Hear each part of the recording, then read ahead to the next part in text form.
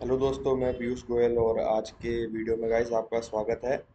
और गाइस आज मैं लेके आया हूँ आपके लिए बहुत ही इम्पोर्टेंट टॉपिक। अगर आप भी एक प्राइवेट लिमिटेड या पब्लिक लिमिटेड कंपनी को रन कर रहे हो और आपकी जो कंपनी का साइज है काफ़ी बड़ा है, तो आज हम जिसके टॉपिक के बारे में बात करने वाले हैं उस टॉपिक का नाम है सेक्रेटरियल ऑडिट। तो सेक्रेटरी ऑडिट के बारे में हम डिटेल में यहाँ जानने की कोशिश करेंगे और साथ के साथ मैं आपको बताऊंगा सेक्रेटरी ऑडिट किस कंपनीज पर एप्लीकेबल है, बेनिफिट्स क्या हो रहे हैं सेक्रेटरी ऑडिट के, और सेक्रेटरी ऑडिट कौन कर सकता है, और इसके अलावा सेक्रेटरी ऑडिट की जो लिमिट है वो किन कंपनीज पर जो है अप्लाई होती है, और सेक्रेटरी ऑडिट रिपोर्ट को बनाते समय किन किन लॉज को और एक्ट्स को यहाँ पर ध्यान में रखना होता है। तो बिल्कुल आप वीडियो में लास्ट तक बने रहिएगा जिससे कि आपको हर चीज़ सेक्रेटरी ऑडिट के बारे में क्लियर हो सके।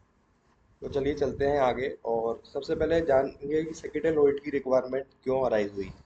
तो सेक्रेटरी ऑडिट की अराई जो रिक्वायरमेंट है वो इसलिए अराइज हुई कि जो भी कंपनी के अंदर गवर्नेंस का प्रोसेस है, कॉरपोरेट कंट्रोल है, रिस्क मैनेजमेंट है, इसके अलावा जो कंपनीज पर लॉज एप्लीकेबल हैं वो प्रॉपरली टाइमली कंप्लाई हो रहे हैं या नहीं हो रहे, और जो इन्वेस्टर कंपनी में इन्वेस्ट करना चाह रहा है वो इस ऑडिट रिपोर्ट के बेसिस पर क्या है, उसको हेल्प मिलती है डिसीजन लेने में कि जो कंपनी है प्रॉपर जो भी स्टैंडर्ड्स, लॉज, रूल्स, रेगुलेशंस, इसके अलावा गाइडलाइंस, नोटिफिकेशन, सर्कुलर्स, ये सभी क्या है properly with true letter and spirit comply कर रही है। तो ये आपको जो है सेक्रेटरी ऑडिट यहाँ पर इन्वेस्टर को अश्योरेंस देती है। तो अब चलते हैं आगे और मैं आपके साथ डिस्कस करने वाला हूँ कि सेक्रेटरी ऑडिट जो है काफ़ी सारे लोगों को यहाँ पर बेनिफिट प्रोवाइड कराती है। जैसे मैं एक बड़ा टर्म यहाँ पे आपके डिस्कस करूँ, स्टेक होल्डर। स्टेक होल्डर एक बहुत ही बड़ा वाइड टर्म है। स्टेक होल्डर के अंदर काफ़ी सारे जो है यहाँ पर लोग कवर होते हैं। जैसे कि कंपनी के साथ जो जो जुड़े हुए हैं लोग, वो यहाँ पर सभी स्टेक होल्डर होते हैं। जैसे मैं बात करूँ इंटरनल स्टेक होल्डर्स की, तो उसके अंदर क्रेडिटर्स हो गए, कंपनी के शेयर होल्डर्स हो गए, प्रमोटर्स हो गए, इन्वेस्टर्स हो गए, और इसके अलावा भी काफ़ी सारे यहाँ पर स्टेक होल्डर्स होते हैं। रेगुलेटर्स भी यहाँ पर आपके जो है स्टेक होल्डर्स में कवर होते हैं। और इसके अलावा क्या है, ये भी जो है इंश्योर करता है सेक्रेटरी ऑडिट कि जब भी कोई इन्वेस्टर कंपनी में इन्वेस्ट करने आता है तो वो प्रॉपरली चेक करता है कि कंपनी जो है प्रॉपर गवर्नेंस जो है वो है या नहीं है, प्रॉपर कॉर्पोरेट गवर्नेंस यहाँ पे मेंटेन हो रही है नहीं हो रही। इसके अलावा इवन बैंक्स, फाइनेंशियल इंस्टीट्यूशन जब लोन वगैरह यहाँ पर आप या फैसिलिटीज़ प्रोवाइड कराते हैं तो भी इन ऑडिट्स का यहाँ पर काफ़ी जो है बहुत ही बड़ा रोल हो जाता है। इसलिए आपको ध्यान में रखना चाहिए, अपनी सेक्रेटरियल ऑडिट को बहुत ही अच्छे तरीके से जो है कंक्लूड यहाँ पे करना चाहिए। अब हम बात करेंगे कि सेक्रेटरियल ऑडिट जो है कौन कर सकता है। तो सेक्रेटरियल ऑडिट जो है केवल जो इसके लिए पावर दी हुई है वो ओनली दी हुई है कंपनी सेक्रेटरीज को। कंपनी सेक्रेटरीज जो है कंपनी सेक्रेटरीज एक्ट 1980 के तहत ऑथराइज्ड हैं, वही केवल ये सेक्रेटरियल ऑडिट कर सकते हैं।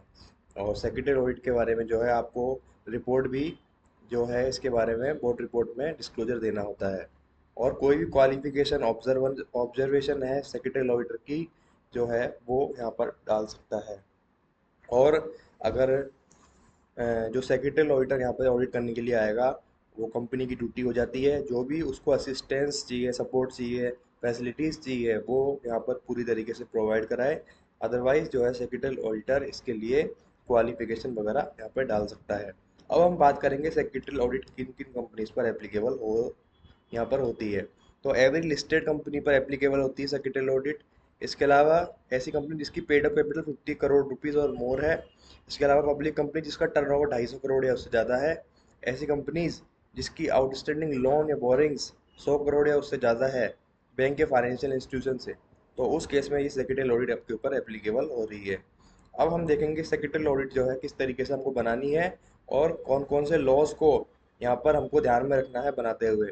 तो सेक्रेटरी ऑडिट जो है वो आपको सेक्रेटरी ऑडिटर देगा फॉर्मेट MR3 के अंदर, और ये जो है बोर्ड को यहाँ पर देगा, और जो भी बोर्ड से यहाँ पे जो भी रिप्लाई मांगेगा बोर्ड को टाइमली बेसिस पे देना होगा, जिससे कि सेक्रेटरी ऑडिटर अपनी जो रिपोर्ट है वो टाइमली यहाँ पे दे सके। ठीक है, अब हम देखेंगे कि जो सेक्रेटरी ऑडिट नहीं होती है तो उसके ऊपर पेनल्टी क्या आती है। तो अगर जो है अगर टाइमली नहीं होती है तो कंपनी के ऑफिसर्स और जो भी प्रैक्टिसिंग कंपनी सेक्रेटरी है जो भी डिफॉल्ट है पनिशेबल है। पेनल्टी कितनी है, 2 लाख रुपए। और इसके अलावा कोई false audit report statement furnish करता है सेक्रेटरी ऑडिटर, तो सेक्शन 447 एंड 448 जो कि फ्रॉड के सेक्शन है वो यहाँ पर आपके ऊपर अप्लाई होंगे। और इसमें 6 महीने तक की जेल मिनिमम और मैक्सिमम 10 साल तक की जेल हो सकती है। और इसके अलावा जो फाइन होगा, जो फ्रॉड में अमाउंट इन्वॉल्व है, मान लीजिए 10 करोड़ रुपए का फ्रॉड में अमाउंट इन्वॉल्व है, उसकी 3 गुना तक यानी 30 करोड़ रुपए तक पेनल्टी आपके यहाँ पर लग सकती है। इसलिए आपको ध्यान में रखना होगा सेक्रेटरी ऑडिट को कराने के लिए कंपनीज को भी ध्यान रखना होगा, साथ के जो प्रोफेशनल कर रहे हैं उनको भी इवन यहाँ पे ध्यान में रखना होगा कि वो प्रॉपर तरीके से कंप्लाई करें, क्योंकि रेगुलेटर जो है बहुत ही प्रोएक्टिव है और एक के बाद एक नोटिस भेज रहा है। Thank you guys. और आपको कोई भी इन्फॉर्मेशन की रिक्वायर्ड है तो मेरे स्क्रीन पर नंबर भी दिए हुए हैं, आप मेरे से कांटेक्ट कर सकते हैं। मेरा ऑफिस दिल्ली और जयपुर के अंदर सिचुएटेड है अभी एट प्रेजेंट। और आपको कोई भी गाइडेंस की रिक्वायरमेंट हो तो मैं बिल्कुल आपकी हेल्प कर सकता हूँ। Thank you guys.